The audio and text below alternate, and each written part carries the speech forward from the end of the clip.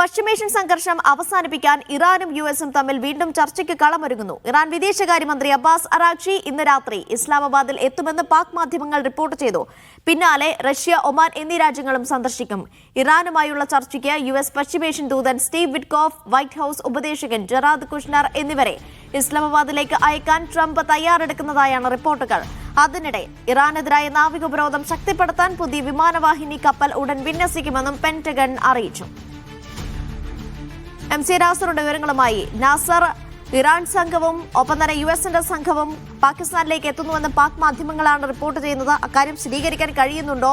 ഒപ്പം തന്നെ ഈ ചർച്ച നടക്കാനുള്ള സാധ്യത എത്രത്തോളമാണ് നാസർ? അനീഷ, എന്തായാലും ഔദ്യോഗികമായി തന്നെ സ്ഥിരീകരണം വന്നുകൊണ്ടിരിക്കുകയാണ്. അമേരിക്കയുടെ ഭാഗത്തു നിന്നും ഇറാന്റെ ഭാഗത്തു നിന്നും പാകിസ്ഥാനിലെ തലസ്ഥാനമായിട്ടുള്ള ഇസ്ലാമാബാദിലുള്ള യാത്രയെ സംബന്ധിച്ചുള്ള ഏറെക്കുറെ ഔദ്യോഗികമായിട്ടുള്ള പ്രഖ്യാപനം വന്നിട്ടുണ്ട്. അമേരിക്കയുടെ ഭാഗത്തു നിന്ന് വൈസ് പ്രസിഡന്റ് JD വാൻസ് തൽക്കാലം പുറപ്പെടുന്നില്ല എന്ന റിപ്പോർട്ടാണ് പുറത്തു വരുന്നത്. അതേസമയം പശ്ചിമേഷ്യൻ ദൂതൻ സ്റ്റീവ് വിറ്റ്കോഫ്, ട്രംപിന്റെ മരുമകനും വൈറ്റ് ഹൌസിന്റെ ഉപദേശകനുമായിട്ടുള്ള ജാറദ് കുഷ്നർ എന്നിവരായിരിക്കും അമേരിക്കൻ സംഘത്തെ നയിച്ച് ഇസ്ലാമാബാദിലേക്ക് എത്തുക. എപ്പോഴാണ് അവർ എത്തുകയെന്നും ഏത് സമയത്തായിരിക്കും ചർച്ച നടക്കുമെന്ന് സംബന്ധിച്ച കൃത്യമായിട്ടുള്ള ഒരു വിശദാംശങ്ങൾ പാകിസ്ഥാൻ പുറത്തുവിട്ടിട്ടില്ല. അതേസമയം ഇറാൻ സംഘം രാത്രിയോടുകൂടിയായിരിക്കും എത്തുന്നത്. വിദേശകാര്യമന്ത്രി അബ്ബാസ് അറാഗ്ചിയുടെ നേതൃത്വത്തിലാണ് സംഘമുള്ളത്. നേരത്തെ parliament speaker Mohammad Baqir Ghalibaf സംഘത്തെ നയിക്കുമെന്ന് റിപ്പോർട്ടുകൾ ഉണ്ടായിരുന്നു. പക്ഷേ തൽക്കാലം പാർലമെന്റ് സ്പീക്കർ മാറി നിൽക്കുകയാണ്. ഈ സംഘത്തിൽ ഇറാന്റെ സംഘത്തിൽ ആരൊക്കെ ഉണ്ടാകുമെന്ന് സംബന്ധിച്ച ഔദ്യോഗികമായിട്ടുള്ള സ്ഥിരീകരണം കൂടി വരേണ്ടതുണ്ട്. നേരത്തെ ഇത് ഇറാൻ വിദേശകാര്യ മന്ത്രാലയം വ്യക്തമാക്കിയത് 3 രാജ്യങ്ങളിലേക്കുള്ള ഒരു തിരക്കിട്ട പര്യടനമാണ് വിദേശകാര്യമന്ത്രി അബ്ബാസ് അറാഗ്ചിയുടെ നേതൃത്വത്തിൽ നടക്കുന്നത് എന്നാണ്. ആദ്യം പാകിസ്ഥാനിലേക്ക് വരുന്നു, തുടർന്ന് റഷ്യ, അതോടൊപ്പം തന്നെ ഒമാൻ. ഈ 3 രാജ്യങ്ങളിലെ വളരെ നിർണായകമായിട്ടുള്ള ഒരു സന്ദർശനവും പരിപാടിയുമാണ് തങ്ങൾ ലക്ഷ്യമിടുന്നത്. നിലവിലുള്ള ഒരു സാഹചര്യത്തെക്കുറിച്ച് വിശദമായിട്ടുള്ള ചർച്ചകൾ ഈ 3 രാജ്യങ്ങളുമായിട്ടും നടത്തുമെന്നുകൂടിയാണ് ഇറാന്റെ വിദേശകാര്യ മന്ത്രാലയം ഔദ്യോഗികമായിട്ട് പ്രതികരിച്ചിരിക്കുന്നത്. തുടർന്നാണ് വൈറ്റ് ഹൌസിന്റെ ഭാഗത്തു നിന്നുള്ള സ്ഥിരീകരണം വരുന്നത്. അമേരിക്കയുമായിട്ടുള്ള നേരിട്ടുള്ള ചർച്ചയ്ക്ക് ഇറാൻ സന്നദ്ധമായി എന്ന അർത്ഥത്തിലുള്ള ഒരു പ്രതികരണമാണ് വൈറ്റ് ഹൌസ് വക്താവിനെ ഉദ്ധരിച്ചുകൊണ്ട് ഫോക്സ് ന്യൂസ് അല്പം മുമ്പ് പുറത്തുവിട്ടത്. പക്ഷേ ഇറാന്റെ ഭാഗത്തു നിന്ന് അമേരിക്കയുമായിട്ട് നടക്കുന്ന ചർച്ചയെക്കുറിച്ച് അത് പ്രത്യക്ഷമാവട്ടെ പരോക്ഷമാവട്ടെ യാതൊരു സൂചനകളോ അതിനെ സ്ഥിരീകരിച്ചുകൊണ്ടുള്ള ഒരു വിശദാംശങ്ങളോ ഇറാൻ വിദേശകാര്യ മന്ത്രാലയം പുറത്തുവിട്ടിട്ടില്ല. പാകിസ്ഥാനും ഇക്കാര്യത്തിൽ പൂർണ്ണമായിട്ടുള്ള മൗനം പാലിക്കുകയാണ്. എന്തായാലും നാളെ ചർച്ചകൾ നടക്കുമെന്ന കാര്യം വ്യക്തമായിരിക്കുന്നു. ആ ചർച്ചകൾ മുന്നോട്ട് പോവുകയാണെങ്കിൽ, ഒരുപക്ഷെ ഒരു കരാറിലേക്കോ മറ്റോ എത്താനുള്ള സാധ്യത രൂപപ്പെടുകയാണെങ്കിൽ തീർച്ചയായിട്ടും American vice president JD Vance കൂടി ഇസ്ലാമാബാദിൽ എത്തുകയും ആ കരാറിന് മേൽനോട്ടം വഹിക്കും എന്ന ഒരു സൂചന കൂടിയാണ് ഇപ്പോൾ വൈറ്റ് ഹൌസിന്റെ ഭാഗത്തു നിന്ന് വരുന്നത്. മേഖലയെ സംബന്ധിച്ചിടത്തോളം വലിയ തോതിലുള്ള ഒരു സമാധാനം പകരുന്ന ഒരു വാർത്ത കൂടിയാണ് ഈ വൈകിട്ടോടുകൂടി രൂപപ്പെട്ടിരിക്കുന്നത്. കാരണം വലിയ തോതിലുള്ള യുദ്ധസന്നാഹങ്ങൾ മേഖലയിൽ വിപുലീകരിക്കുന്നതിന്റെ ഭാഗമായിട്ട് 2 കൂട്ടരും, ഇറാനും അമേരിക്കയും കൊണ്ടുപിടിച്ച നീക്കങ്ങളാണ് പിന്നിട്ട മണിക്കൂറുകളിൽ തുടരുന്നത്. 2 വിമാനവാഹിനി കപ്പലുകൾ ഇപ്പോൾ തന്നെ അമേരിക്ക മേഖലയിൽ നിലയുറപ്പിച്ചിട്ടുണ്ട്. നേരത്തെ തുടക്കം മുതൽ തന്നെയുള്ള ജെറാൾഡ് R. ഫോർഡ്, പിന്നീട് അബ്രഹാം ലിങ്കൺ എന്ന വിമാനവാഹിനി കപ്പൽ, അതിന് പിന്നാലെ ഇപ്പോൾ ജോർജ് ബുഷ് എന്ന പേരിലുള്ള പുതിയ ഒരു വിമാനവാഹിനി കപ്പൽ കൂടി മേഖലയിലേക്ക് എത്തിയിരിക്കുകയാണ്. അങ്ങനെ ഈ 3 കപ്പലുകളിലുമായി ഏതാണ്ട് 200ഓളം പോർ വിമാനങ്ങളാണ് സജ്ജമാക്കി നിർത്തിയിരിക്കുന്നതെന്ന് പെന്റഗൺ വിശദീകരിക്കുന്നു. 10,000-ലേറെ സൈനികരും മേഖലയിൽ ഏത് സാഹചര്യം നേരിടാനും സജ്ജമാണെന്ന് വ്യക്തമാക്കുന്നു. ഇതിന് മറുപടി എന്നോണം തങ്ങളുടെ നാവികസേനയും വ്യോമസേനയും കരസേനയും ഏതൊരു സാഹചര്യം നേരിടാൻ ഒരുങ്ങിയിരിക്കുകയാണ്. ഏറ്റവും മികച്ച ആയുധങ്ങളുമായിട്ടാണ് തങ്ങൾ ശത്രുവിനെ കാത്തു നിൽക്കുന്നത് എന്ന അർത്ഥത്തിലുള്ള വളരെ ശക്തമായിട്ടുള്ള പ്രതികരണം ഇറാനും നടത്തുകയുണ്ടായി. അതുമാത്രമല്ല, പിന്നിട്ട 2-3 ദിവസങ്ങളിലായിട്ട് ഇന്ന് ഈ ഹോർമുസ് കടലിടുക്കിൽ വലിയ തോതിലുള്ള ഒരു സംഘർഷം രൂപപ്പെട്ടു. 2 കപ്പലുകളാണ് ഇറാൻ പിടിച്ചെടുക്കുകയും ആ കപ്പലുകളെ ബന്ദർ അബ്ബാസ് തുറമുഖത്തേക്ക് മാറ്റുകയും ചെയ്തിട്ടുണ്ട്. അതോടൊപ്പം തന്നെ ഇറാന്റെ പിടിച്ചെടുത്ത കപ്പൽ ഇപ്പോഴും അമേരിക്കയുടെ അധീനതയിൽ തന്നെയാണുള്ളത്. അത് ചൈനയിൽ നിന്നും എണ്ണയുമായി വന്ന കപ്പലാണെന്ന റിപ്പോർട്ടുകളുണ്ട്. പക്ഷേ ചൈന ഇറാന് സമ്മാനമായി നൽകിയ ഒരു കപ്പലാണിതെന്ന് നേരത്തെ അമേരിക്കൻ പ്രസിഡന്റ് ട്രംപ് ആരോപണം ഉന്നയിച്ചിരുന്നു. ഇത് ചൈനീസ് വിദേശകാര്യ മന്ത്രാലയം നിഷേധിച്ചിട്ടുണ്ട്. അങ്ങനെ ഒരു സംഭവം ഇല്ല. തങ്ങൾ ഏതെങ്കിലും അർത്ഥത്തിലുള്ള ഒരു സംഭാവനയായിട്ടോ സമ്മാനമായിട്ടോ ഇറാന് കപ്പൽ കൈമാറിയിട്ടില്ല എന്നുകൂടിയാണ് ചൈനീസ് വിദേശകാര്യ മന്ത്രാലയം വിശദീകരിക്കുന്നത്. എന്തായാലും മേഖലയിൽ വലിയ സംഘർഷം രൂപപ്പെട്ട ഒരു സാഹചര്യത്തിൽ നേരത്തെ രണ്ടാം വട്ട ചർച്ച പരാജയപ്പെട്ട ഒരു സാഹചര്യത്തിലാണ് ഇപ്പോൾ ഇസ്ലാമാബാദിലേക്ക് വീണ്ടും ലോകത്തിന്റെ ശ്രദ്ധ തിരിയുന്നത്. പക്ഷെ എത്ര കണ്ട് ഈ നിർണായകമായിട്ടുള്ള വിഷയങ്ങളിൽ ഇരുകൂട്ടർക്കും ഇടയിൽ ഒരു സമവായം രൂപപ്പെടുത്താൻ സാധിക്കുമെന്ന് സംബന്ധിച്ച ആശങ്ക നിലനിൽക്കുന്നുണ്ട്. കാരണം ഏതെങ്കിലും അർത്ഥത്തിലുള്ള ഒരു അനുരഞ്ജനത്തിന് തയ്യാറാകാൻ ഇരുകൂട്ടരും ഏറ്റവും ചുരുക്കിയത് പുറമേക്ക് അവർ നടത്തുന്ന പ്രതികരണങ്ങളിൽ നിന്ന് ഒട്ടും തന്നെ അവർ രണ്ടു കൂട്ടരും വിധേയപ്പെടാൻ തീരുമാനിക്കുന്നില്ല എന്ന നിലപാട് തന്നെയാണ് നമുക്ക് മനസ്സിലാക്കാൻ സാധിക്കുന്നത്. കാരണം യുറേനിയം സമ്പുഷ്ടീകരണം പൂർണ്ണമായി നിർത്തിവെക്കണം, സമ്പുഷ്ടീകരിച്ച യുറേനിയം പൂർണ്ണമായിട്ടും തങ്ങൾക്ക് കൈമാറണം, അതോടൊപ്പം തന്നെ ബാലിസ്റ്റിക് മിസൈൽ പദ്ധതി പരിമിതപ്പെടുത്തണം എന്നതുൾപ്പെടെയുള്ള പ്രധാനപ്പെട്ട ആവശ്യങ്ങളിൽ അമേരിക്ക ഉറച്ചു നിൽക്കുകയാണ്. അതേസമയം ഹോർമസ് കടലിടുക്കിന് മേലുള്ള സമ്പൂർണ്ണ അധികാരം തങ്ങൾക്ക് തന്നെ സ്ഥാപിച്ചു കിട്ടണമെന്നും അവിടെ ടാക്സ് പ്രത്യേക ഫീസ് ഏർപ്പെടുത്തുമെന്ന ആ ഒരു പ്രഖ്യാപനവുമായിട്ട് ഇറാനും രംഗത്തുണ്ട്. അതുകൊണ്ട് ഈ മേഖലയിൽ സൈനികമായിട്ട് അമേരിക്ക പൂർണ്ണമായിട്ടും ഉപരോധം പിൻവലിക്കുന്നത് വരെ ഏതെങ്കിലും അർത്ഥത്തിലുള്ള നേരിട്ടുള്ള ചർച്ചയ്ക്ക് തങ്ങൾ ഒരുക്കമല്ല എന്നൊരു നിലപാടാണ് ഇറാൻ ഇതുവരെ സ്വീകരിച്ചു പോകുന്നത്. അതിൽ എന്തെങ്കിലും മാറ്റം വരുമോ എന്ന കാര്യം ഇപ്പോൾ പോലും വ്യക്തമല്ല. എന്തായാലും നാളെയും മറ്റന്നാളുമായി ഒരുപക്ഷെ ഇസ്ലാമാബാദിൽ നടക്കാൻ പോകുന്ന അമേരിക്ക ഇറാൻ പരോക്ഷ ചർച്ചകൾ അല്ലെങ്കിൽ ത്രികക്ഷി ആ ചർച്ചകളിലൂടെയായിരിക്കും ഈ രണ്ടാം വട്ട വെടിനിർത്തലിന്റെ ഭാവി സംബന്ധിച്ച അല്ലെങ്കിൽ ഈ യുദ്ധം ഏതെങ്കിലും അർത്ഥത്തിൽ പൂർണ്ണമായിട്ട് പര്യവസാനത്തിലേക്ക് എത്തുമോ എന്ന് സംബന്ധിച്ച ചോദ്യത്തിനുള്ള കൃത്യമായിട്ടുള്ള ഒരു ഉത്തരം ലഭിക്കുക. അനീഷ. നാസർ, ഇതിനു മുമ്പ് ചർച്ച നടന്ന സമയത്ത് ഇറാൻ ആവശ്യപ്പെട്ടിരുന്നത് ലബനാനിൽ ഒരു വെടിനിർത്തൽ പ്രഖ്യാപിക്കണം, അങ്ങനെയെങ്കിൽ മാത്രമേ ഒരു ചർച്ചയ്ക്കുള്ളൂ എന്നായിരുന്നു. പക്ഷേ ഇപ്പോൾ ഇറാൻ ആവശ്യപ്പെടുന്നത് നാവിക ഉപരോധം പിൻവലിക്കണം എന്നൊരാവശ്യമാണ് ഇറാൻ മുന്നോട്ട് വെക്കുന്നത്. പക്ഷേ ഇതിനു മുമ്പ് ലബനാനിലെ ആവശ്യത്തിൽ US ഇറാന് മേൽ വഴങ്ങുകയായിരുന്നു ചെയ്തത്. പക്ഷെ അങ്ങനെ ഒരു സാധ്യത ഇവിടെ കാണുന്നുണ്ട്. പ്രത്യേകിച്ച് ഈ നാവിക ഉപരോധം ശക്തിപ്പെടുത്താൻ ഉള്ള ഒരു നീക്കം US-ന്റെ ഭാഗത്ത് നിന്ന് മുന്നോട്ട് പോകുന്നുണ്ട് എന്നാണ് മനസ്സിലാക്കുന്നത്. അപ്പോൾ അങ്ങനെയെങ്കിൽ ഈ കാര്യം എത്രത്തോളം സമ്മർദ്ദമാണ് US-ന് മേൽ ചെലുത്തുന്നത്? പരീക്ഷത്തിൽ ഇപ്പോൾ ഏറ്റവും അവസാനം ലഭ്യമാവുന്ന റിപ്പോർട്ടുകൾ പ്രകാരം ഏറ്റവും അവസാനമായിട്ട് അമേരിക്ക പാകിസ്ഥാൻ മുഖേന ഒരു വെടിനിർത്തൽ നിർദ്ദേശം, വളരെ കൃത്യമായിട്ടുള്ള ചില ഫോർമുലകൾ രൂപപ്പെടുത്തിക്കൊണ്ടുള്ള ഒരു നിർദ്ദേശം ഇറാന് സമർപ്പിച്ചിരുന്നു. ആ നിർദ്ദേശത്തിൽ ഏതാണ്ട് ദിവസങ്ങൾ പിന്നിടുന്ന ഒരു ഘട്ടത്തിലും ഒരു മറുപടി പാകിസ്ഥാന് ലഭ്യമായിരുന്നില്ല.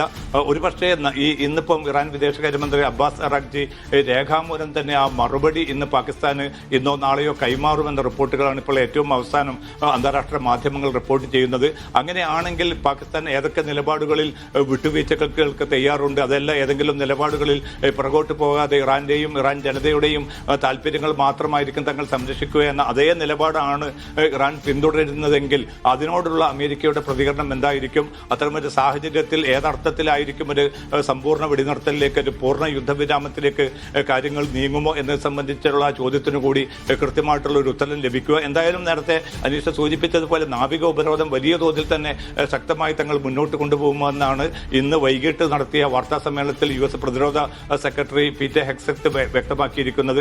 അതുകൊണ്ട് അതിലൊരു വിട്ടുവീഴ്ചയും ഉണ്ടാവില്ല. പുതിയ ഒരു വിമാനവാഹിനി കപ്പൽ കൂടി വരുന്നത് കൊണ്ട് കൂടുതൽ ശക്തമായി തന്നെ ഈ പ്രതിരോധം മുന്നോട്ട് കൊണ്ടുപോകും. അതുമാത്രമല്ല അന്താരാഷ്ട്ര സമുദ്ര മേഖലയിലുള്ള ഈ നേരത്തെ ഉപരോധം നേരിടുന്ന ഇറാൻ കപ്പലുകൾ പിടിച്ചെടുക്കുമെന്നൊരു ഭീഷണി കൂടി പുതുതായിട്ട് അമേരിക്ക ഉയർത്തിയിട്ടുണ്ട്. അങ്ങനെ വരികയാണെങ്കിൽ സംഘർഷം പരിധി വിട്ട രീതിയിലേക്ക് പോകും. ഇപ്പോൾ ഇതിനകം 34 ഇറാൻ കപ്പലുകളെ തങ്ങൾ തടയുകയും തിരിച്ചയക്കുകയും ചെയ്തു എന്നാണ് അമേരിക്ക അവകാശപ്പെടുന്നത്. പക്ഷേ അതിനെ പൂർണ്ണമായിട്ടും ഇറാൻ അംഗീകരിക്കുന്നില്ല.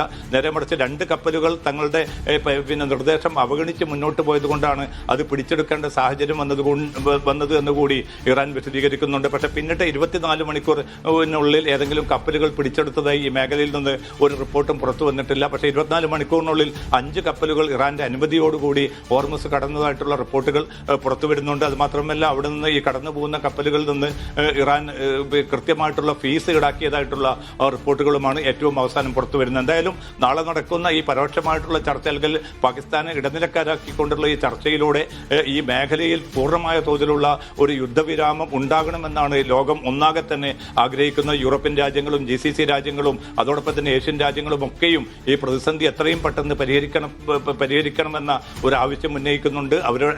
അവരുടെ പരിമിതിയിൽ നിന്നുകൊണ്ട് സാധ്യമായിട്ടുള്ള എല്ലാ നയതന്ത്ര സമ്മർദ്ദവും അവർ ഇരു കൂട്ടർക്കുമിടയിൽ ചെലുത്തുന്നുണ്ട്. പക്ഷേ പ്രായോഗ തലത്തിൽ അമേരിക്ക ഏതെങ്കിലും അർത്ഥത്തിലുള്ള ഒരു വിട്ടുവീഴ്ചകൾക്ക് തയ്യാറായിട്ടില്ലെങ്കിൽ സ്ഥിതിഗതികൾ കൂടുതൽ ഗുരുതരമായി തുടരും. ഇറാനെ സംബന്ധിച്ചിടത്തോളം തങ്ങളുടെ രാജ്യത്തിന്റെ പരമാധികാരവും അതോടൊപ്പം തന്നെ രാജ്യത്തിന്റെ പൊതു താല്പര്യങ്ങളും മുൻനിർത്തിക്കൊണ്ടുള്ള ഒരു ഉപാധികളുടെ അടിസ്ഥാനത്തിലല്ലാതെ മറ്റേതെങ്കിലും അർത്ഥത്തിൽ ഒരു കീഴടങ്ങലിന്റെ ഒരു രീതിയിലുള്ള ഒരു വെടിനിർത്തലും തങ്ങളില്ല എന്ന് ഇന്നും അസന്നിഗ്ധമായിട്ട് ഇറാൻ വ്യക്തമാക്കിയിട്ടുണ്ട്. ഒരുപക്ഷെ ഇതൊക്കെ പുറമേക്ക് പറയുന്നുണ്ടെങ്കിലും ഉള്ളിലൂടെ ആശയവിനിമയം പാകിസ്ഥാനെ മുൻനിർത്തിക്കൊണ്ട് ഇരു രാജ്യങ്ങളും തുടരുന്നു എന്നുകൂടിയാണ് റിപ്പോർട്ടുകൾ സൂചിപ്പിക്കുന്നത്. അതുകൊണ്ട് നാളെയും മറ്റന്നാളുമായി ഇസ്ലാമാബാദിൽ നടക്കുമെന്ന് പ്രതീക്ഷിക്കുന്ന ആ ചർച്ച ഏത് രീതിയിൽ പോകുമെന്നതിനെ ആശ്രയിച്ചായിരിക്കും മേഖലയുടെ ഭാവി കൂടി നിർണ്ണയിക്കുക. അനീഷ, ഏതായാലും ഇറാന്റെയും US-ന്റെയും സംഘങ്ങൾ, പ്രതിനിധി സംഘങ്ങൾ പാകിസ്ഥാനിലേക്ക് പുറപ്പെട്ടിട്ടുണ്ട് എന്ന റിപ്പോർട്ടുകൾ പാക് മാധ്യമങ്ങൾ ചെയ്യുന്നുണ്ട്. അങ്ങനെയെങ്കിൽ ചർച്ച നടക്കുമോ എന്ന കാര്യത്തിലാണ് ഇനി വ്യക്തത വരേണ്ടത്. MC നാസറാണ് വിവരങ്ങൾ നൽകിയത്. ഇറാനെതിരായ യുദ്ധത്തിനിടെ 23 വർഷത്തിനിടെ ആദ്യമായി 3 US പടക്കപ്പലുകൾ പശ്ചിമേഷ്യയിലെത്തി. ഇറാനുമായുള്ള വെടിനിർത്തൽ US നീട്ടിയത് നാവികസേന നേരിടുന്ന തിരിച്ചടി മറികടക്കാനാണെന്ന് റിപ്പോർട്ടുകൾ ഉണ്ടായിരുന്നു. ഇതിനിടയിലാണ് കൂടുതൽ സൈനിക വിന്യാസം. ഇറാന്റെ നാവികശേഷി ഇല്ലാതാക്കിയെന്ന് പറയുമ്പോഴും തിരിച്ചാണ് ഹോർമുസിൽ നിന്നുള്ള അനുഭവം. വെടിനിർത്തൽ നീട്ടിയത് ഇറാനും കൂടുതൽ ഒരുക്കത്തിന് അവസരമൊരുക്കിയതായി പെന്റഗൺ വിലയിരുത്തുന്നു. USS George H.W. Bush, USS Abraham Lincoln, USS Gerald R Ford എന്നീ 3 പടക്കപ്പലുകളാണ് പശ്ചിമേഷ്യയിലെത്തിയത്.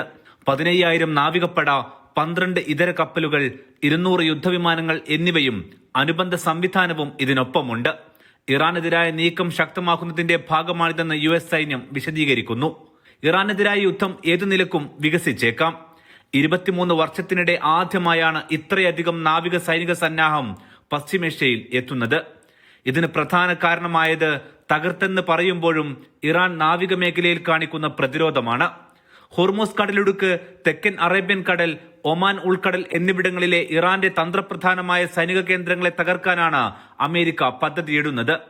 പ്രധാനമായും അമേരിക്കൻ കപ്പലുകൾക്കും ആഗോള സാമ്പത്തിക വ്യവസ്ഥയ്ക്കും ഭീഷണി ഉയർത്തുന്ന ഇറാന്റെ ചെറുകിട മിന്നലാക്രമണ ബോട്ടുകൾ, മൈനുകൾ വിന്യസിക്കുന്ന കപ്പലുകൾ എന്നിവയെ തകർക്കാനാണ് ഡൈനാമിക് ടാർഗറ്റിംഗ് എന്ന പുതിയ രീതി.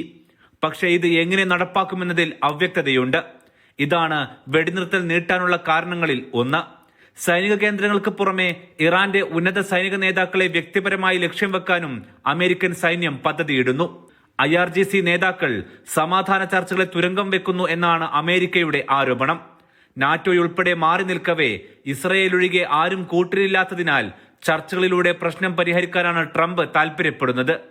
എങ്കിലും ഇറാനെ സമ്മർദ്ദത്തിലാക്കുകയാണ് നിലവിലെ നീക്കങ്ങളുടെ ലക്ഷ്യം. വെടിനിർത്തൽ അവസാനിച്ചാൽ എല്ലാവിധ സൈനിക നീക്കങ്ങൾക്കും തയ്യാറായിരിക്കാനാണ് US നാവികസേനയ്ക്കുള്ള നിർദ്ദേശം. ഇതേസമയം ഈ വെടിനിർത്തൽ കാലയളവ് ഇറാനും തങ്ങളുടെ സൈനിക ശേഷി പുനഃക്രമീകരിക്കാൻ അവസരമായി മാറിയിട്ടുണ്ട്. തകരാതെ അവശേഷിച്ച മിസൈലുകളും വിക്ഷേപണ സംവിധാനങ്ങളും ഇറാൻ പുതിയ സുരക്ഷിത സ്ഥാനങ്ങളിലേക്ക് മാറ്റിയതായി US പ്രതിരോധ സെക്രട്ടറി തന്നെ സമ്മതിക്കുന്നു. ഇറാന്റെ ഈ നീക്കം അമേരിക്കൻ സൈന്യത്തിന് പുതിയ വെല്ലുവിളിയാണ്. കടലിടുക്ക് തുറക്കുന്ന കാര്യത്തിൽ ഇറാൻ വിട്ടുവീഴ്ച ചെയ്യാത്ത പക്ഷം ഇറാന്റെ എണ്ണ ഉൽപാദന കേന്ദ്രങ്ങളും ഊർജ്ജ സംവിധാനങ്ങളും ഉൾപ്പെടെയുള്ള അടിസ്ഥാന സൗകര്യങ്ങൾ തകർക്കുമെന്ന് ട്രംപ് വീണ്ടും മുന്നറിയിപ്പ് നൽകിയിരുന്നു. ഇത് പക്ഷേ ഗൾഫിലേക്കുൾപ്പെടെ സംഘർഷം കൂടുതൽ രൂക്ഷമാക്കാനും ഇടയാകും. ഇതും ട്രംപിന് തലവേദനയായി മാറും. Aftab Rahman, media 1, Riyadh. കുവൈത്തിന്റെ വടക്കൻ അതിർത്തി കേന്ദ്രങ്ങളെ ലക്ഷ്യമാക്കി വീണ്ടും ഡ്രോൺ ആക്രമണ ശ്രമം. ഇറാഖിൽ നിന്ന് എത്തിയ 2 സ്ഫോടക ഡ്രോണുകളാണ് ആക്രമണത്തിന് ഉപയോഗിച്ചതെന്ന് പ്രതിരോധ മന്ത്രാലയം അറിയിച്ചു. സംഭവത്തിൽ ആളപായമില്ലെങ്കിലും ചില നാശനഷ്ടങ്ങൾ റിപ്പോർട്ട് ചെയ്തു. സുരക്ഷാ നടപടികൾ ഉടൻ ശക്തമാക്കിയതായും അന്വേഷണം പുരോഗമിക്കുന്നതായും അധികൃതർ വ്യക്തമാക്കി. രാജ്യത്തിന്റെ അതിർത്തി സുരക്ഷ ഉറപ്പാക്കാൻ എല്ലാ ഏജൻസികളും സജ്ജമാണെന്നും മന്ത്രാലയം അറിയിച്ചു.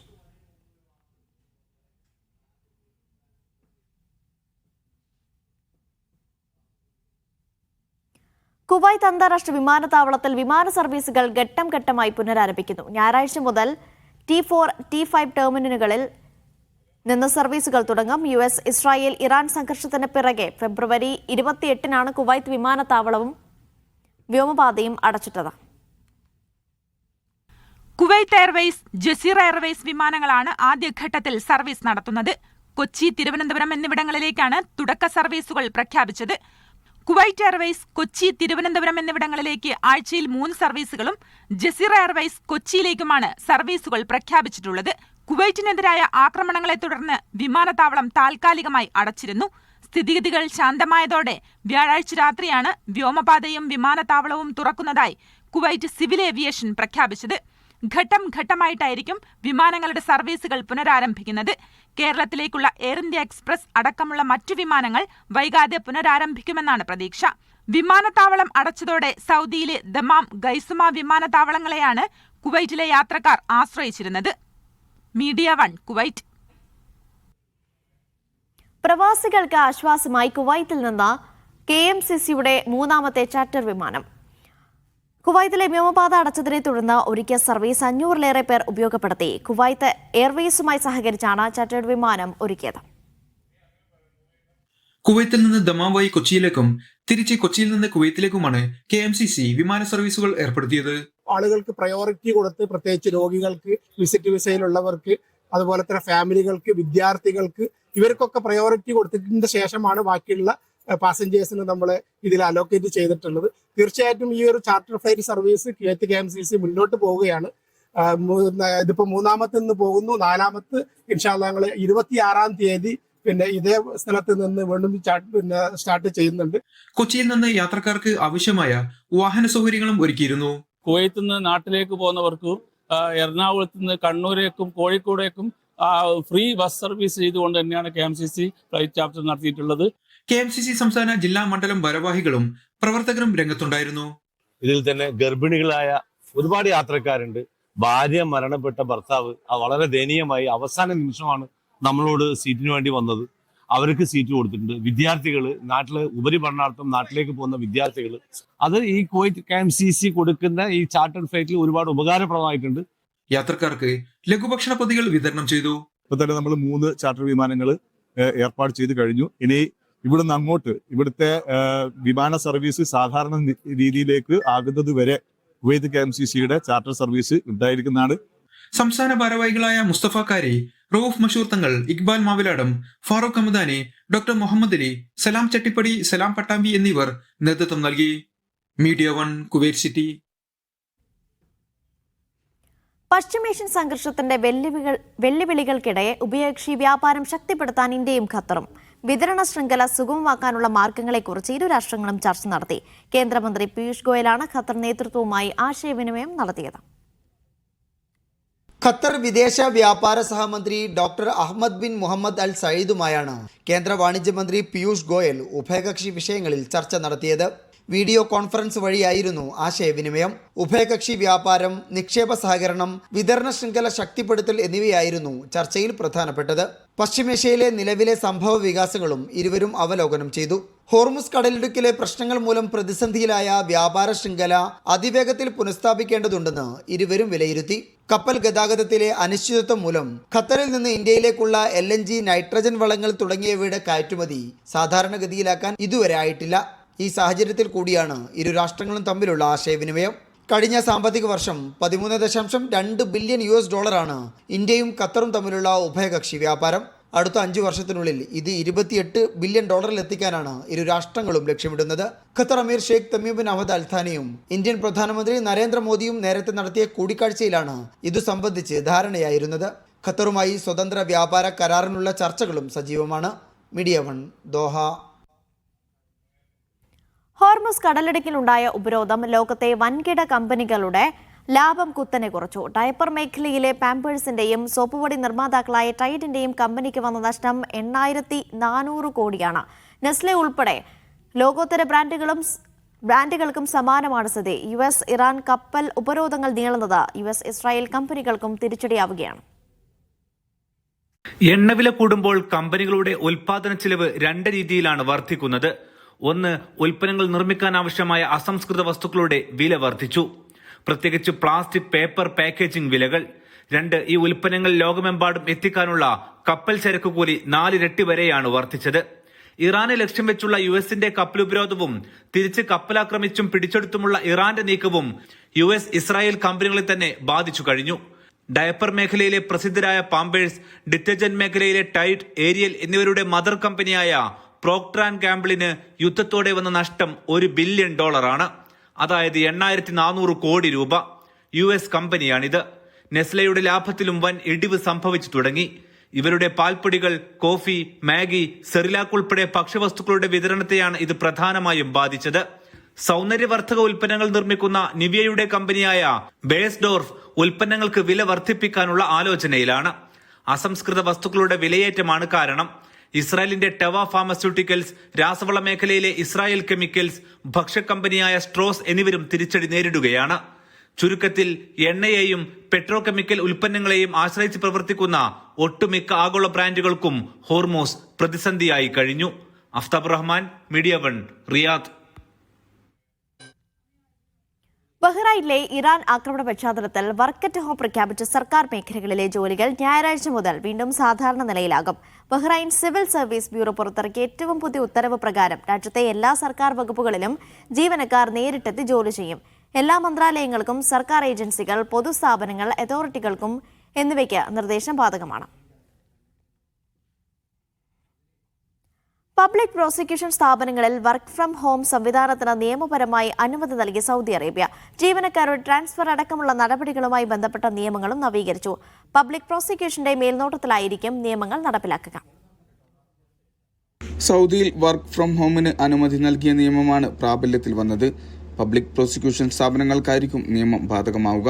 മന്ത്രാലയത്തിന്റെ അറ്റോർണി ജനറൽ ഡോക്ടർ ഖാലിദ് അൽ യൂസഫിന്റെ അധ്യക്ഷതയിൽ ചേർന്ന യോഗത്തിലാണ് റിമോട്ട് വർക്ക് ഔദ്യോഗിക രീതിയിൽ അംഗീകരിക്കാൻ തീരുമാനിച്ചത്. അംഗങ്ങളുടെ ട്രാൻസ്ഫർ, ഡെപ്യൂട്ടേഷൻ, ലോൺ സർവീസ് എന്നിവ സംബന്ധിച്ച പുതിയ നിയമാവലികൾക്കും കൌൺസിൽ അംഗീകാരം നൽകി. തൊഴിൽ മേഖലയിലെ കാര്യക്ഷമത വർദ്ധിപ്പിക്കുകയാണ് ലക്ഷ്യം.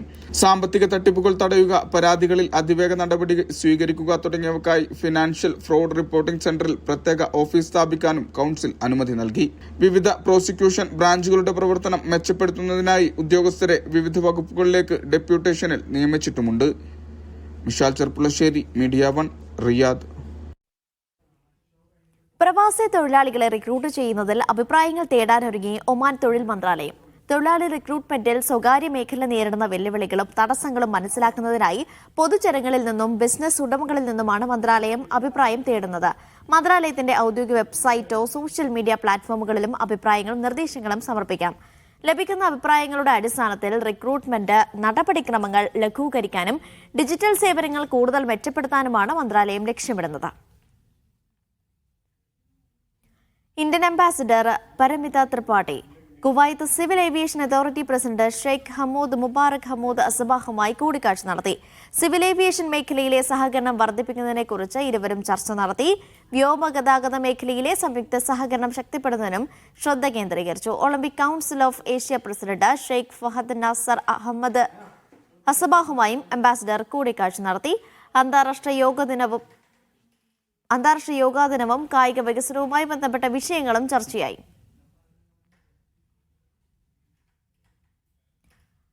സൗദിയിലേക്ക് കടത്താൻ ശ്രമിച്ച ലഹരി ഗുളികകളുടെ വൻ ശേഖരം പിടിച്ചെടുത്ത Saudi customs authority. Dammam King Abdul Aziz തുറമുഖം വഴി പ്രിന്റിംഗ് പേപ്പറുകൾക്കിടയിൽ ഒളിപ്പിച്ച് കടത്താൻ ശ്രമിച്ച 27 ലക്ഷത്തിലധികം വരുന്ന ആംഫെറ്റമൈൻ ഗുളികകൾ സുരക്ഷാ വിഭാഗം പിടിച്ചെടുത്തു. കേസിൽ 3 സ്വദേശികളും 2 വിദേശികളും പിടിയിലായി. ദമ്മാം കിങ് അബ്ദുൽ അസീസ് തുറമുഖത്ത് നിന്നാണ് ലഹരി ഗുളികകളുടെ വൻ ശേഖരം പിടികൂടിയത്. Zakat, tax, customs authority, general directorate of narcotic കൺട്രോളുമായി സഹകരിച്ച് നടത്തിയ ഓപ്പറേഷനിലാണ് ലഹരിക്കടത്ത് തടഞ്ഞത്. പ്രിന്റിംഗ് പേപ്പറുകൾക്കിടയിൽ ഒളിപ്പിച്ച നിലയിൽ 27,33,648 ആംഫെറ്റമിൻ ഗുളികകൾ സുരക്ഷാ വിഭാഗം കണ്ടെത്തി. കേസിൽ 3 സ്വദേശികളും 2 വിദേശികളും പിടിയിലായി. ലഹരി ഗുളികകൾ റിയാദ്, അൽജോഫ്, കിഴക്കൻ സൗദിയിലെ മറ്റു നഗരങ്ങൾ എന്നിവിടങ്ങളിലേക്ക് എത്തിക്കാനായിരുന്നു സംഘം പദ്ധതിയിട്ടിരുന്നതെന്ന് സുരക്ഷാ വിഭാഗം വ്യക്തമാക്കി. രാജ്യത്തേക്കുള്ള എല്ലാ ഇറക്കുമതികളിലും കയറ്റുമതികളിലും കസ്റ്റംസ് പരിശോധനകൾ കർശനമാക്കുമെന്നും അതോറിറ്റി ആവർത്തിച്ച് വ്യക്തമാക്കി. Naushad റിക്കൂർ, media 1, Dammam. ഒമാൻ കനത്ത ചൂടിലേക്ക് നീങ്ങുന്നു. താപനില 40 ഡിഗ്രി സെൽഷ്യസ് പിന്നിട്ടു. കഴിഞ്ഞ 24 മണിക്കൂറിനിടെ രാജ്യത്തെ ഏറ്റവും ഉയർന്ന താപനില രേഖപ്പെടുത്തിയത് ദിമ വാതായനിയിലാണ്. 41.9 ഡിഗ്രി സെൽഷ്യസ് ആയിരുന്നു ഇവിടുത്തെ ചൂട്. ഇതോടെ ഒമാനിൽ വേനൽക്കാലം നേരത്തെ എത്തിയതിന്റെ സൂചനകൾ ശക്തമായി. വേനൽ കടുക്കുന്ന സാഹചര്യത്തിൽ സൂര്യാഘാതത്തിനെതിരെയും മറ്റും ജാഗ്രത പാലിക്കണമെന്ന് നിർദ്ദേശമുണ്ട്. UAE-യിൽ ആദ്യമായി റെയിൽ മാർഗം വാഹനങ്ങൾ എത്തിച്ച ഇത്തിഹാദ് റെയിൽവേ. ഫുജൈറ തുറമുഖത്ത് നിന്ന് അബുദാബിയിലേക്കാണ് 100 കണക്കിന് വാഹനങ്ങൾ റെയിൽ മാർഗം എത്തിച്ചത്. ചരക്ക് നീക്കത്തിന് റെയിൽ സംവിധാനം ഫലപ്രദമായി പ്രയോജനപ്പെടുത്തുന്നതിന്റെ പുതിയ ഘട്ടത്തിലേക്ക് കടക്കുകയാണ് UAE. ദേശീയ റെയിൽ ശൃംഖലയായ ഇത്തിഹാദ് റെയിൽ വഴി ആദ്യ ഓട്ടോമൊബൈൽ ചരക്കുകൾ വിജയകരമായി ലക്ഷ്യത്തിലെത്തിച്ചാണ് രാജ്യം ഈ രംഗത്ത് പുതിയ ചുവടുവെക്കുന്നത്. കിഴക്കൻ തീരമായ ഫുജൈറ തുറമുഖത്തെത്തിയ നിസാൻ വാഹനങ്ങളാണ് ആദ്യമായി അബുദാബി ഐക്കാഡിലെ ഡ്രൈ പോർട്ടിൽ എത്തിച്ചത്. ലോജിസ്റ്റിക് രംഗത്ത് കൂടുതൽ സുസ്ഥിര പദ്ധതികൾ നടപ്പാക്കാൻ ഇതിലൂടെ കഴിയുമെന്നാണ് വിലയിരുത്തൽ. UAE-യിലെ പ്രമുഖ വാഹന ഏജൻസിയായ അൽ മസൂദ് ഓട്ടോമൊബൈൽസിന് വേണ്ടിയാണ് നിസാൻ വാഹനങ്ങൾ റെയിൽ മാർഗം അബുദാബിയിൽ എത്തിച്ചത്. Media 1 Dubai. സൗദി അറേബ്യൻ ദേശീയ ഫുട്ബോൾ ടീമിന്റെ മുഖ്യ പരിശീലകനായി ജോർജിയോസ് ഡോണസ് ചുമതലയേറ്റു. സൗദി ഫുട്ബോൾ ഫെഡറേഷനാണ് ഇക്കാര്യം ഔദ്യോഗികമായി അറിയിച്ചത്. ഫ്രഞ്ച് പരിശീലകൻ റെനാർഡ് ടീം വിട്ടതോടെയാണ് ജോർജിയോസിന് അവസരം ലഭിച്ചത്. സൗദി ദേശീയ ഫുട്ബോൾ ടീമിന്റെ മുഖ്യ പരിശീലകനായാണ് ഗ്രീക്ക് പരിശീലകനായ ജോർജിയോസ് ഡോണിസ് എത്തിയത്. കഴിഞ്ഞ ദിവസം ഇക്കാര്യം ഔദ്യോഗികമായി പ്രഖ്യാപിച്ചത് സൗദി ഫുട്ബോൾ ഫെഡറേഷനാണ്. ഫ്രഞ്ച് പരിശീലകൻ റെനാർഡ് പരസ്പര ധാരണയോടെ ടീമുമായി നേരത്തെ പിരിഞ്ഞിരുന്നു. ഇതിനു പിന്നാലെയാണ് ജോർജിയോസ് ടീമിലെത്തുന്നത്. European football, Saudi pro league തുടങ്ങിയവയിൽ പരിചയ സമ്പത്തുണ്ട് ഡോണിസിന്. സൗദി ക്ലബ്ബുകളായ al Hilal, al Wahda, al Fateh, al Khaleej എന്നീ ടീമുകളിലും പരിശീലന കുപ്പായം അണിഞ്ഞിട്ടുണ്ട്. 2026 ഫിഫ ലോകകപ്പിനായി ഒരുങ്ങുകയാണ് Saudi Arabia. America, Canada, Mexico എന്നിവിടങ്ങളിലായാണ് ലോകകപ്പ്. ടൂർണമെന്റിന് മുന്നോടിയായി ദേശീയ ടീം അവസാന പരിശീലന ക്യാമ്പിനായി അമേരിക്കയിലേക്ക് പോകുമെന്നും ഫെഡറേഷൻ അറിയിച്ചു. Vishal Cherpulassery, media 1, Riyadh. നാട്ടിൽ നിന്നെത്തിയ മലയാളിയെ കൂട്ടി ജദ്ദയിൽ നിന്നും മടങ്ങുന്നതിനിടെ സൗദിയിലെ തായിഫിൽ വാഹനാപകടത്തിൽ യുവാവ് മരിച്ചു. ആലപ്പുഴ സ്വദേശിയായ മോനിഷാണ് മരിച്ചത്. നാട്ടിൽ നിന്നെത്തിയ വയനാട് സ്വദേശിയായ മുസ്തഫ പരിക്കുകളോടെ ചികിത്സയിലാണ്. ഇവരുടെ വാഹനത്തിന് പിറകിൽ ബംഗ്ലാദേശ് സ്വദേശിയുടെ കാർ വന്ന് ഇടിക്കുകയായിരുന്നു. ഇന്ന് പുലർച്ചെ ജിദ്ദ വിമാനത്താവളത്തിൽ നിന്നും മടങ്ങിയവരാണ് അപകടത്തിൽപ്പെട്ടത്. വയനാട് സ്വദേശിയായ മുസ്തഫയെ റൂമിലേക്ക് എത്തിക്കാൻ വന്നതായിരുന്നു ആലപ്പുഴ രാമങ്കരി സ്വദേശി പുത്തൻപറമ്പിൽ ചിറവീട്ടിൽ മോനിഷ് മോഹനൻ. ത്വായിഫിൽ പെട്രോൾ പമ്പിൽ ജീവനക്കാരനായിരുന്നു മോനിഷ്. ത്വായിഫിലേക്ക് എത്താനിരിക്കെ മത്രക്കും മുഷേറക്കും ഇടയിലാണ് അപകടമുണ്ടായത്. ഇവർ സഞ്ചരിച്ചിരുന്ന കാറിന് പിറകിൽ ബംഗ്ലാദേശ് സ്വദേശിയുടെ വാഹനം വന്ന് ഇടിക്കുകയായിരുന്നു. മോനിഷ് സംഭവസ്ഥലത്ത് വെച്ച് തന്നെ മരണപ്പെട്ടു. 35 വയസ്സായിരുന്നു. അവിവാഹിതനാണ്. പരിക്കേറ്റ മുസ്തഫ ചികിത്സയിൽ തുടരുന്നുണ്ട്. ഇദ്ദേഹത്തിന്റെ നില മെച്ചപ്പെട്ടു വരികയാണ്. വന്നിടിച്ച വാഹനത്തിലെ ബംഗ്ലാദേശ് സ്വദേശിക്കും ഗുരുതര പരിക്കുണ്ട്. KMCC വെൽഫെയർ വിങ്ങിന് കീഴിലാണ് നിയമ നടപടികൾ പൂർത്തിയാക്കുന്നതെന്ന് ത്വായിഫിലെ സാമൂഹിക പ്രവർത്തകൻ സാലിഹ് നാലകത്ത് അറിയിച്ചു. Media 1 Taif. വയനാട് സ്വദേശി ഷാർജയിൽ അന്തരിച്ചു. സുൽത്താൻ ബത്തേരി കട്ടയാട് MS അബ്ദുൽ അസീസാണ് മരിച്ചത്. മക്കളെ കാണാൻ അടുത്തിടെ സന്ദർശക വിസയിൽ ഷാർജയിലെത്തിയതാണ്. മൃതദേഹം ഷാർജയിൽ ഖബറടക്കുമെന്ന് ബന്ധുക്കൾ അറിയിച്ചു.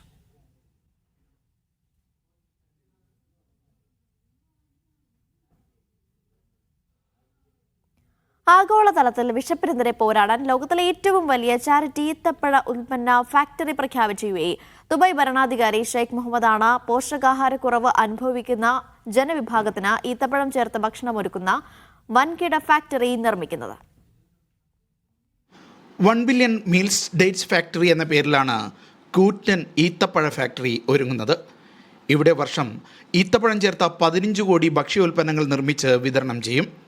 ഗൾഫ് മേഖലയ്ക്ക് ലഭിച്ച വലിയ അനുഗ്രഹമാണ് ഈത്തപ്പഴമെന്ന് ഷെയ്ഖ് മുഹമ്മദ് പറഞ്ഞു. ഈത്തപ്പഴത്തിലൂടെ ലോകമെമ്പാടും പോഷകാഹാര ഉൽപ്പന്നങ്ങൾ എത്തിക്കാനാണ് പദ്ധതി ലക്ഷ്യമിടുന്നത്. പട്ടിണി, പോഷകാഹാരക്കുറവ് എന്നിവയിൽ നിന്നും 50 ലക്ഷം കുട്ടികളെ രക്ഷിക്കാൻ ഈ വർഷം ആദ്യം എഡ്ജ് ഓഫ് ലൈഫ് എന്ന പ്രചാരണ ക്യാമ്പയിന് Mohammed bin Rashid al Maktoum global initiatives തുടക്കമിട്ടിരുന്നു. ജീവിതത്തിലെ പ്രധാന ഭക്ഷ്യഘടകമായി ഈത്തപ്പഴത്തെ മാറ്റിയെടുക്കുകയാണ് ലക്ഷ്യമെന്നും ഷെയ്ഖ് മുഹമ്മദ് കൂട്ടിച്ചേർത്തു. Media 1 Dubai. INL പോഷക സംഘടനയായ IMCC ചെയർമാൻ രാജിവെച്ചു. GCC chairman AM അബ്ദുള്ളക്കുട്ടിയാണ് രാജിവെച്ചത്. സംഘടനയിലെ വിവിധ പ്രശ്നങ്ങൾ ചൂണ്ടിക്കാട്ടിയാണ് രാജി. കേവലം LDFന്റെ സ്തുതിപാഠകരായി INL മാറിയെന്നും IMCC ഒരുക്കിയ ചൂരൽമല ദുരിതബാധിതരുടെ പുനരധിവാസ പദ്ധതികൾ നേതൃത്വം തകിടം മറിച്ചുവെന്നും പാർട്ടി സംസ്ഥാന സെക്രട്ടേറിയറ്റ് അംഗം കുറ്റപ്പെടുത്തി. ജിദ്ദയിലെ വാർത്താ സമ്മേളനത്തിലാണ് രാജിപ്രഖ്യാപനം. പാർട്ടിയുടെ അന്തസ്സും അസ്തിത്വവും പണയപ്പെടുത്തി LDFന്റെ സ്തുതിപാഠകരായി തലയുയർത്തി നടക്കാൻ കഴിയാത്ത സാഹചര്യമാണ് പ്രവർത്തകർക്കെന്ന് AM അബ്ദുള്ളക്കുട്ടി പറഞ്ഞു. നേതൃത്വത്തിന്റെ വിഭാഗീയതയും പരസ്പര വിശ്വാസമില്ലായ്മയും പാർട്ടിയെ സ്തംഭിപ്പിച്ചു. പാർട്ടിയുടെ പ്രധാന നയരൂപീകരണ ചർച്ചകളിൽ നിന്നും IMCCയെ ബോധപൂർവം മാറ്റി നിർത്തിയതായും അദ്ദേഹം കുറ്റപ്പെടുത്തി. IMCCയുടെ GCC ചെയർമാൻ കൂടിയ അദ്ദേഹം 32 വർഷത്തെ പാർട്ടി ബന്ധം അവസാനിപ്പിച്ചതായും ജിദ്ദയിൽ നടന്ന വാർത്താ സമ്മേളനത്തിൽ അറിയിച്ചു. രാഷ്ട്രീയമായിട്ട് പാർട്ടി ഇന്ത്യൻ നാഷണൽ ലീഗിൻ്റെ ഒരു ശബ്ദം പുറത്തു വരണമെങ്കിൽ മുസ്ലിം ലീഗിൻ്റെ ഭാഗത്ത് എന്തെങ്കിലും ഒരു വീഴ്ച സംഭവിച്ചെങ്കിൽ മാത്രം നാഷണൽ ലീഗ് മീഡിയകളിൽ ഉയർന്നു വരിക എന്നുള്ളതുണ്ട്. എന്ത് വിഷയങ്ങൾ നമ്മളെ മുന്നിലൂടെ കടന്നു പോയാൽ പോലും അതിനോടൊന്നും പ്രതികരിക്കാതെ കേവലം നമ്മുടെ ഒരു എയിം അത് മുസ്ലിം ലീഗിനെ മാത്രം ടാർഗറ്റ് ചെയ്തുകൊണ്ടുള്ള ഒരു രാഷ്ട്രീയ ശൈലിയാണ് കുറേ കാലങ്ങളായിട്ട് നടന്നിട്ടുള്ളത്. മതസൗഹാർദ്ദം തകർക്കുന്ന രീതിയിലുള്ള വെള്ളാപ്പള്ളിയുടെ പ്രസ്താവനകൾക്കെതിരെ പാർട്ടി നിശബ്ദമാണ്. സാഹചര്യങ്ങൾക്കനുസരിച്ച് രാഷ്ട്രീയ നിലപാടെടുക്കുന്നതിലും സമ്പൂർണ്ണ പരാജയം. IMCC ഒരുക്കിയ ചൂരൽമല ദുരിതബാധിതരുടെ പുനരധിവാസ പദ്ധതികൾ നേതൃത്വത്തിന്റെ പിടിപ്പുകേട് തകിടം മറിച്ചതായും അദ്ദേഹം കുറ്റപ്പെടുത്തി. നേരത്തെ രാജി സമർപ്പിച്ചെങ്കിലും പ്രവർത്തകർക്കിടയിലെ ആശയക്കുഴപ്പം ഒഴിവാക്കാനാണ് പൊതുമധ്യത്തിൽ രാജിയെന്നും അദ്ദേഹം പറഞ്ഞു. Sabith Saleem, media 1, Jeddah. മേഖലയിലുണ്ടായ സംഘർഷത്തിന്റെ പശ്ചാത്തലത്തിൽ ബഹ്റൈനോടുള്ള ഐക്യദാർഢ്യവും ജനങ്ങളുടെ ഐക്യവും വിളംബരം ചെയ്യാൻ ഓൺലൈൻ പ്ലാറ്റ്ഫോം പിന്തുണ അറിയിക്കാൻ പ്രവാസികൾക്കും അവസരം നൽകുന്ന ഈ പ്ലാറ്റ്ഫോമിൽ മലയാളത്തിലും പ്രതിജ്ഞാ ഫോം ലഭ്യമാക്കിയിട്ടുണ്ട്. യുദ്ധസമാന സാഹചര്യങ്ങളിൽ സംരക്ഷണം നൽകിയ ഭരണകൂടത്തിനും വിവിധ സുരക്ഷാ സൈനിക വിഭാഗങ്ങൾക്കും ഐക്യദാർഢ്യം അറിയിക്കാൻ association for religious coexistence and tolerance Taayush ആരംഭിച്ച വല എന്ന ഓൺലൈൻ പ്ലാറ്റ്ഫോമിലൂടെയാണ് അവസരമൊരുക്കിയിട്ടുള്ളത്. പ്രവർത്തനം ആരംഭിച്ച് 24 മണിക്കൂറിനുള്ളിൽ 2 ലക്ഷത്തിലധികം ആളുകളാണ് ബഹ്റൈൻ ഭരണകൂടത്തിന് പിന്തുണ പ്രഖ്യാപിച്ച് ഐക്യദാർഢ്യ പ്രതിജ്ഞയിൽ ഒപ്പുവെച്ചത്. സ്വദേശികൾക്കും പ്രവാസികൾക്കും ബഹ്റൈനോടുള്ള കടപ്പാട് അറിയിക്കാൻ അവസരമൊരുക്കുന്ന സംരംഭം പ്രതിജ്ഞാവാചകത്തിൽ രാജാവിനും കിരീടാവകാശിക്കും രാജ്യത്തിന്റെ സുരക്ഷ കാത്തുസൂക്ഷിക്കുന്ന ബഹ്റൈൻ പ്രതിരോധ സേന, ആഭ്യന്തര മന്ത്രാലയം, സിവിൽ ഡിഫൻസ് തുടങ്ങിയ സുരക്ഷാ വിഭാഗങ്ങളുടെ പ്രവർത്തനങ്ങൾക്കും ഐക്യദാർഢ്യം പ്രകടിപ്പിക്കുന്നുണ്ട്. തായൂഷ്.com എന്ന വെബ്സൈറ്റിലൂടെ മലയാളം ഉൾപ്പെടെയുള്ള 38 ഭാഷകളിൽ തയ്യാറാക്കിയ പ്രതിജ്ഞാ ഫോം ഉപയോഗിച്ച് ബഹ്റൈനുള്ള പിന്തുണ അറിയിക്കാം. ഉപയോക്താക്കൾ അവരുടെ പേരും മൊബൈൽ നമ്പറും നൽകിയാണ് ഈ ഉദ്യമത്തിൽ പങ്കുചേരേണ്ടത്. ഹസൻ ഹാജി, ജമീൽ അൽ ഖവാജ എന്നിവരാണ് ഈ ഓൺലൈൻ പ്ലാറ്റ്ഫോമിന്റെ രൂപകൽപ്പന നിർവഹിച്ചത്. Siraj Pallikkara, media 1, Bahrain. UAEയിലെ പ്രമുഖ റെസ്റ്റോറന്റ് ശൃംഖലയായ KP ചായയുടെ പുതിയ ബ്രാഞ്ച് ദുബൈദേറയിലെ യൂണിയൻ ബസ് സ്റ്റേഷനിൽ പ്രവർത്തനം ആരംഭിക്കും. നാളെ വൈകുന്നേരം പ്രമുഖരുടെ സാന്നിധ്യത്തിൽ പുതിയ ശാഖ ഉദ്ഘാടനം ചെയ്യുമെന്ന് സംരംഭകർ വാർത്താ സമ്മേളനത്തിൽ പറഞ്ഞു. ദുബൈയിലെ തിരക്കേറിയ പൊതുഗതാഗത കേന്ദ്രമായ ദേറ യൂണിയൻ ബസ് സ്റ്റേഷനിൽ ദുബൈ RTA സ്വന്തം കെട്ടിടത്തിലാണ് KP ചായ പുതിയ ശാഖ തുറക്കുന്നത്. സാധാരണ ബസ് സ്റ്റേഷനുകളിൽ വിറ്റഴിയുന്ന സ്ട്രീറ്റ് ഫുഡ് രുചികൾക്ക് പുറമെ യാത്രക്കാർക്ക് മുന്തിയ ഗുണമേന്മയുള്ള ഭക്ഷണം കൂടി നൽകാൻ ലക്ഷ്യമിടുന്നതാണ് 2 നില റെസ്റ്റോറൻ്റ് എന്ന് KP group managing director KP Muhammad പറഞ്ഞു. നമുക്ക് വിവിധ RTA ലൊക്കേഷനുകളിൽ നമുക്ക് ഔട്ട്ലെറ്റുകളുണ്ട് KP ചായ്. അതൊക്കെ പുറത്തുള്ള പ്രൈവറ്റ് പ്രോപ്പർട്ടിയിലാണ്. ഇത് RTA സ്വന്തം നമ്മളെ ബ്രാൻഡ് അപ്രൂവൽ ചെയ്ത് നമ്മുടെ പ്രൊഫൈലൊക്കെ പരിശോധിച്ചിട്ട് RTA ഒരു ഇൻഡിവിജ്വൽ ബിൽഡിംഗ് നമുക്ക് KP ചായ്ക്ക് വേണ്ടി തരുവാണ് ഉണ്ടായത്. അതിലും വലിയ സന്തോഷമുണ്ട്. KP ചായ് ജനങ്ങളുടെ ടീ സ്പോട്ടാണ്, ഇഷ്ടപ്പെട്ട ടീ സ്പോട്ടാണ്. അതോടൊപ്പം തന്നെ ഒതൻറ്റിക് അറബിക് ഗ്രില്ലുകൾ, ബർഗർ, അതുപോലെ തന്നെ പാസ്ത, സ്റ്റീക്ക്, ഇത്തരം കോണ്ടിനെൻ്റൽ ഫുഡും കൂടി നമ്മൾ KP ചായയിൽ ഉൾപ്പെടുത്തിയിട്ടുണ്ട്. ഗൾഫിലെ സംഘർഷകാലത്ത് പുതിയ നിക്ഷേപങ്ങൾക്ക് പലരും മടിച്ചു നിൽക്കുമ്പോൾ പ്രൗഡ് ഓഫ് UAE എന്ന ക്യാമ്പയിനോട് കൈകോർത്താണ് പുതിയ സംരംഭങ്ങൾ പ്രഖ്യാപിക്കുന്നതെന്നും അദ്ദേഹം പറഞ്ഞു. ദുബായ് എന്നും നമുക്ക് ധൈര്യമാണ്, ഇപ്പോഴും സേഫാണ്, പവർഫുള്ളാണ്. അതിപ്പോൾ ഈ യുദ്ധ സാഹചര്യത്തിലൊക്കെ അവർ തെളിയിച്ചതാണല്ലോ. അതുകൊണ്ട് ഈ രാജ്യത്തോടുള്ള ഒരു സോളിഡാരിറ്റി കൂടിയാണ് ഈ സമയത്ത് നമ്മൾ പ്രൗഡ് ഓഫ് UAE എന്നുള്ള ഈ ഒരു ക്യാമ്പയിനിലേക്ക് വേണ്ടി ഈ ഒരു ഔട്ട്ലെറ്റിനെ സമർപ്പിക്കുകയാണ്. KP ചായയുടെ 34ാമത്തെ ബ്രാഞ്ചാണ് യൂണിയൻ ബസ് സ്റ്റേഷനിൽ തുറക്കുന്നത്. താമസിയാതെ ബുർജുമാൻ മാൾ, ദുബൈ മാൾ എന്നിവിടങ്ങളിൽ കൂടി പുതിയ ശാഖകൾ തുറക്കും. KP group director KP Ashiq, restaurant division GM Baiju Vishwambharan, chief financial officer Saleem Eroth, branch manager Shafi എന്നിവരും വാർത്താ സമ്മേളനത്തിൽ പങ്കെടുത്തു. Media 1, Dubai. സുഗന്ധലോകത്ത് വ്യത്യസ്തത കൊണ്ട് ഉപഭോക്താക്കളുടെ മനസ്സിൽ ഇടം നേടിയ ഊദ് വേൾഡിന്റെ ഒമാനിലെ പുതിയ ഷോറൂം സീബ് സൂക്കിൽ പ്രവർത്തനം ആരംഭിച്ചു. ഊദ് വേൾഡിന്റെ 16ാമത്തെ ഷോറൂമാണിത്. പെർഫ്യൂം പ്രേമികളുടെ ഇഷ്ട കളക്ഷനുകൾ ഏറ്റവും കുറഞ്ഞ വിലയിൽ സ്വന്തമാക്കാനുള്ള സുവർണ അവസരമാണ് ഒരുക്കിയിരിക്കുന്നതെന്ന് മാനേജ്മെന്റ് പറഞ്ഞു.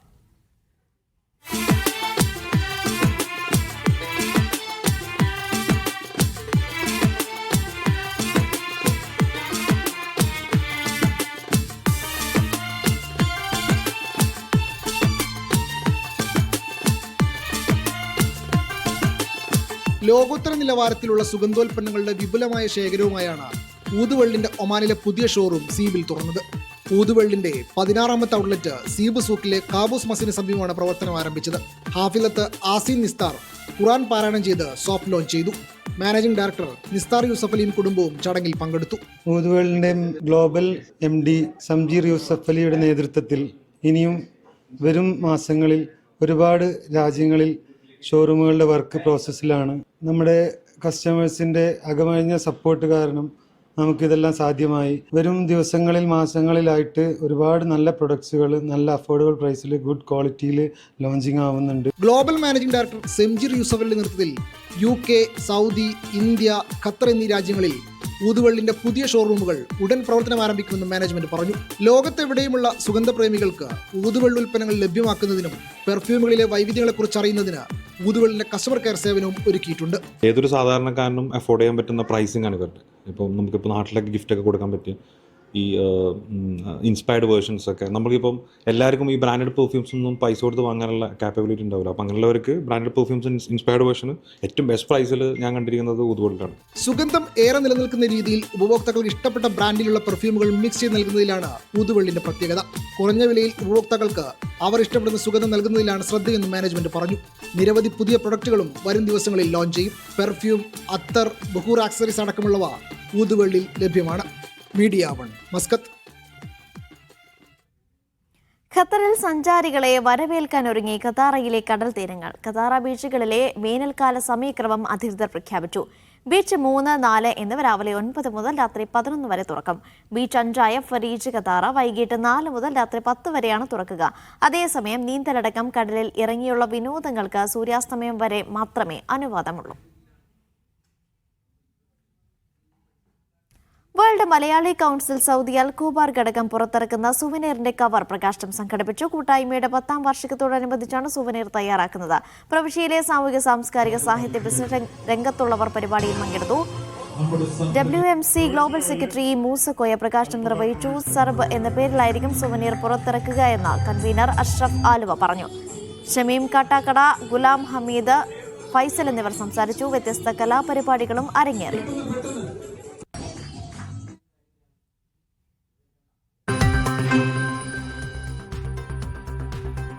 ഗുരുതര നിയമലംഘനങ്ങൾ കണ്ടെത്തിയ കുവൈത്തിലെ 2 ദന്തൽ കേന്ദ്രങ്ങളുടെ ലൈസൻസ് റദ്ദാക്കി. ആരോഗ്യമന്ത്രി ഡോക്ടർ അഹമ്മദ് അൽ അവാദിയാണ് ഉത്തരവ് പുറപ്പെടുവിച്ചത്. ഒരു ക്ലിനിക്ക് നിയമവിരുദ്ധമായി നടത്തിപ്പ് കൈമാറിയതായും മറ്റൊന്ന് ന്യായീകരണമില്ലാതെ അടച്ചിട്ടതായും കണ്ടെത്തി. സാങ്കേതിക ഭരണ പരിശോധനാ സമിതികളുടെ റിപ്പോർട്ടുകളുടെ അടിസ്ഥാനത്തിലാണ് നടപടി.